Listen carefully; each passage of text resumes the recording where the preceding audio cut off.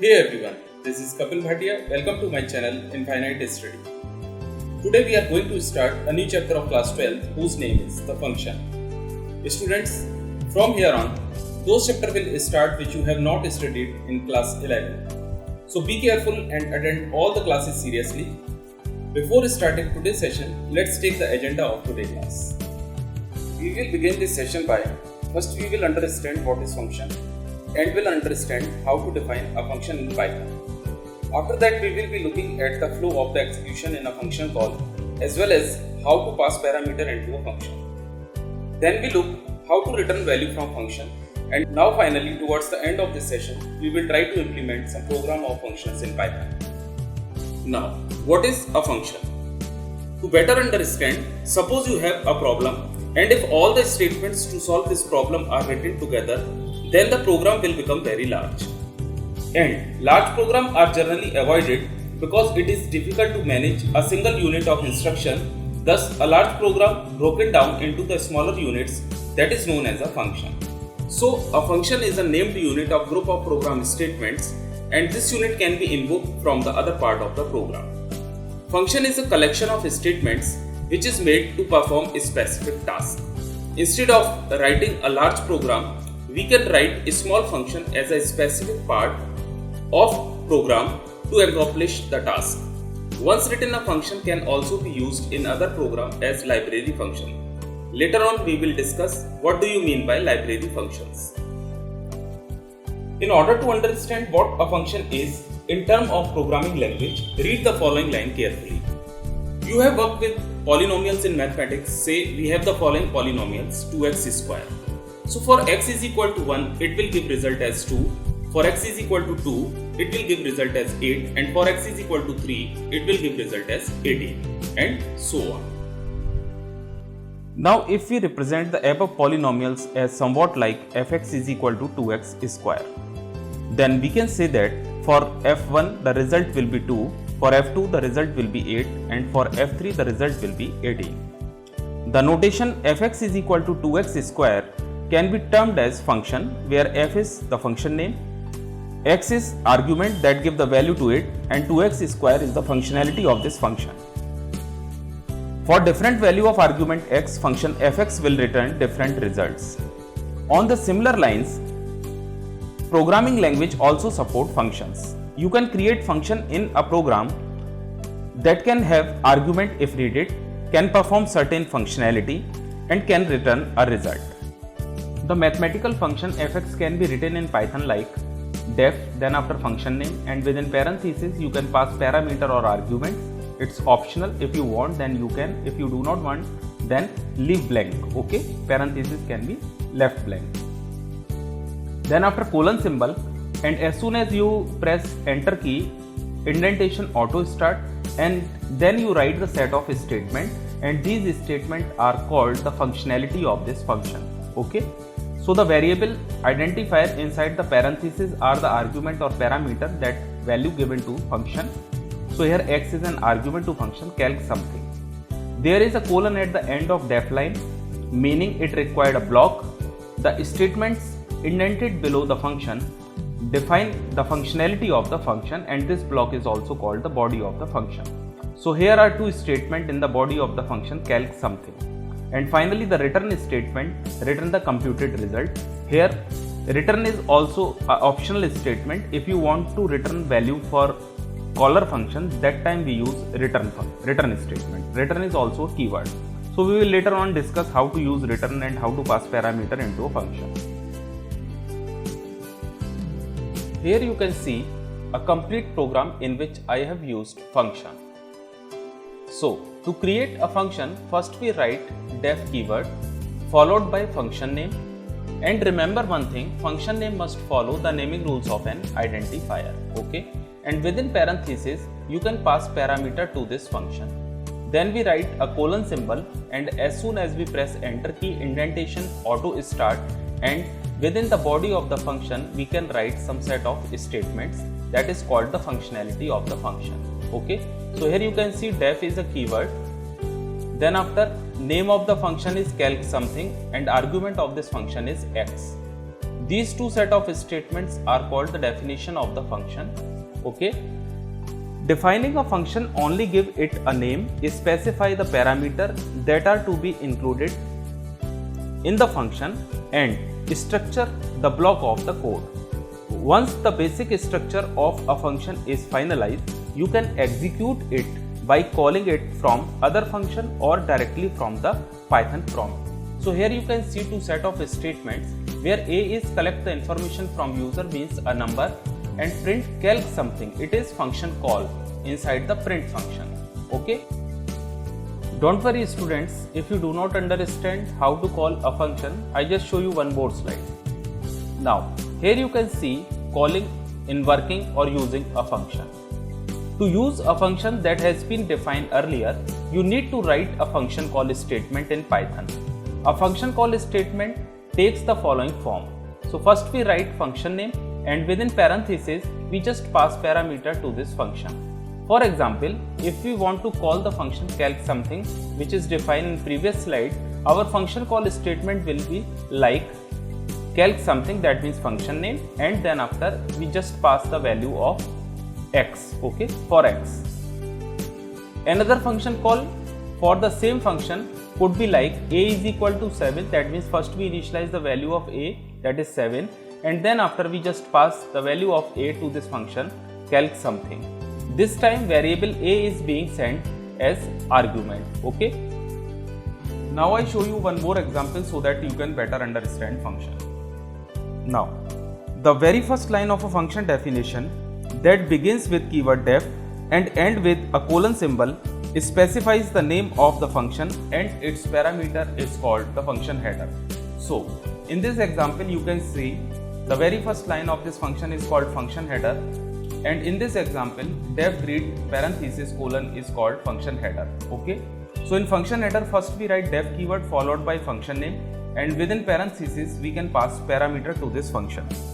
Next, variable that are listed within the parenthesis of a function header is called parameters or argument. So in some function you can see x and y are the argument of this function, and within greet function because parentheses are left blank, so we can say there is no argument for function greet. Okay. Then after we write the set of statement that is called the function body. See, all the statement in the body are at same level of indentation. Okay.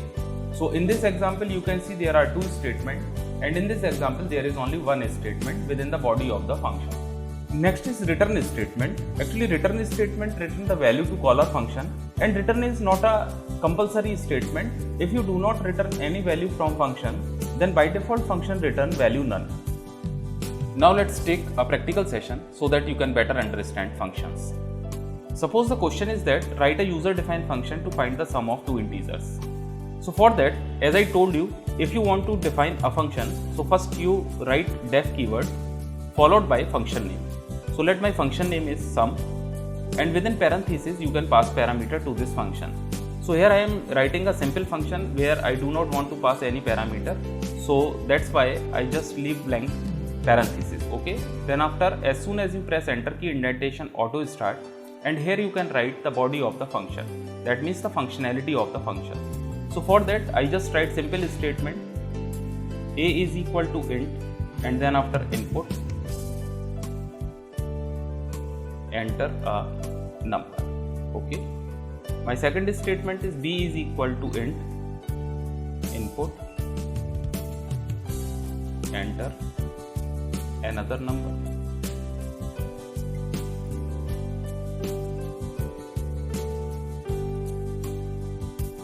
And finally print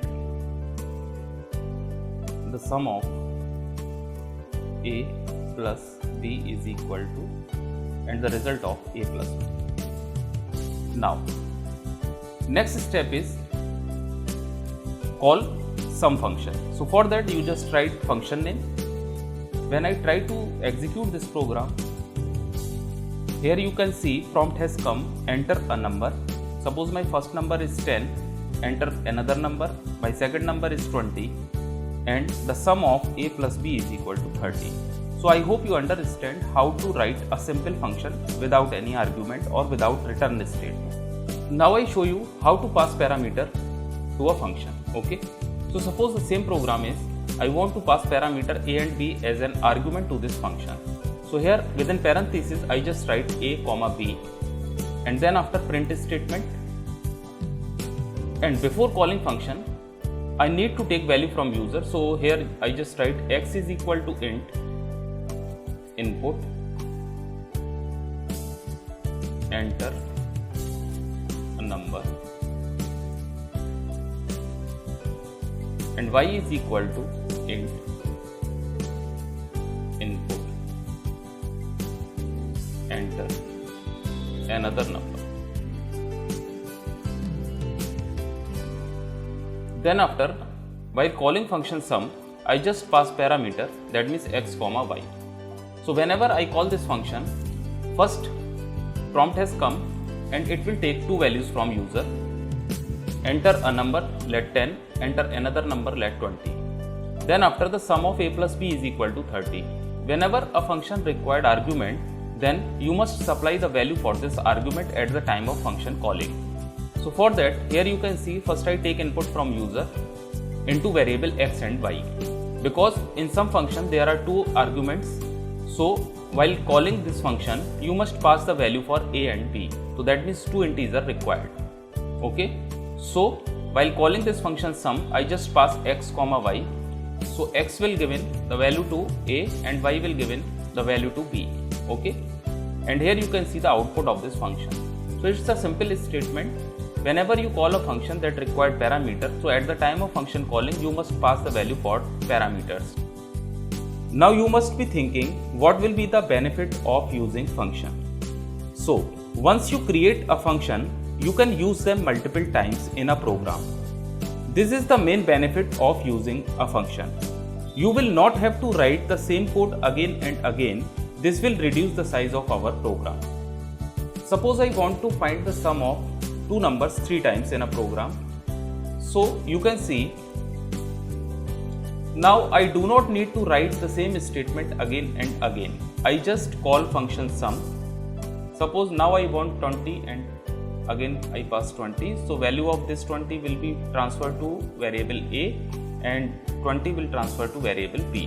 When I run this code, so first you can see prompt has come, enter a number, let 10, enter another number, let 60, and as soon as I press enter key, you can see the output sum of a plus b, that means 10 plus 60 is equal to 70, and second time function call, because the argument value is 20, so the result will be 40.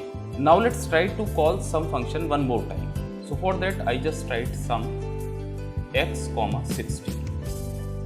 When I run this code, you can find the output as enter first number 10, that means the value of x is equal to 10. Okay. Enter another number, that means the value of y is equal to 50. Here you can see output. The sum of a plus b is equal to 60. So first time when function call, the value of x is equal to 10 and value of y is equal to 50, so that the output of a plus b is equal to 60. Next time we just pass 20, that means the literal. So the value for a is equal to 20 and value for b is equal to 20 for second time function call. So that's why output is 40.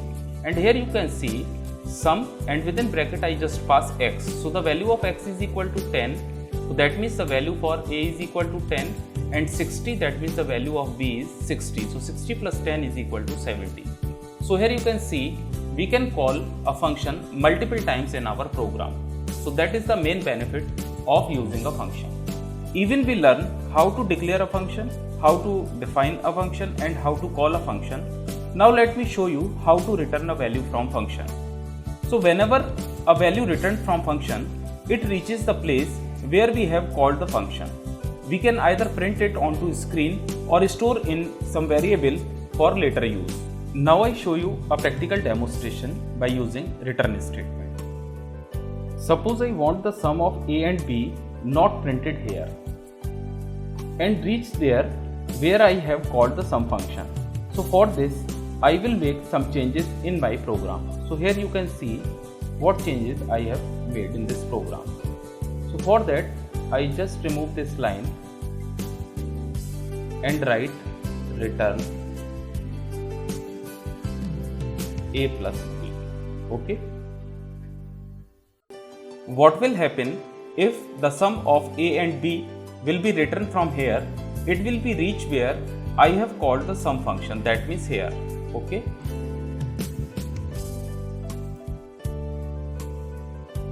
I can either print this value directly onto screen or store in a variable for later use. So I just show you how to print the result of a plus b from here. So for that I just write print sum is equal to. When I run this code, you will find prompt has come, enter a number. Suppose my first value is 10, enter another number, second value is 45. When I press enter key, you can see the result is sum is equal to 55. So I hope you understand how to use return statement. Okay. Now, as I told you, we can also store the value of return statement into another variable for later use. So for that, I just write z is equal to, then I call function sum and pass x comma y, and later on I print sum is equal to and the value of z. So when I run this code, you can see prompt has come 50, 39, and you can see sum is equal to 89. So I hope you understand how to store return value into a variable for later use. Okay. So students, that is for today's session. I would like to request you try to implement all the programs which you have created in class 11th by using function. We will learn more about function in my next class.